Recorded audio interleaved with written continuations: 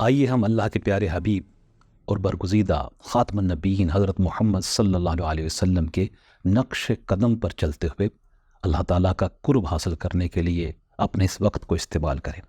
اللہ سبحانہ و تعالیٰ کے ارشاد گرامی ہے وَتُوبُوا إِلَى اللَّهِ جَمِيعًا أَيُّهَا الْمُؤْمِنُونَ لَعَلَّكُمْ تُفْلِحُونَ، تم سب کے سب اللہ کے حضور توبہ کرو اے مومنو تاکہ تم فلاح پا جاؤ۔ لہذا اس کی ذات پر مکمل توکل کرتے ہوئے سچے دل سے توبہ کیجیے اور جتنا کثرت سے ہو سکے اسے یاد کیجیے، اور اپنی مشکلات، خوف اور پریشانیوں کے حوالہ سے دعا و مناجات کے ذریعے اس سے بات کریں۔ یقین جانیے اس کی رحمت زندگی کے تاریک ترین لمحات کو بھی روشن کر دیتی ہے۔ لہٰذا فکر مند نہ ہو، پریشان نہ ہو، وہ زندگی میں رونما ہونے والے تمام معاملات سے آگاہ ہے۔ لہٰذا ہر وقت اللہ رب العزت کے ساتھ اپنا تعلق قائم رکھیے۔ اللہ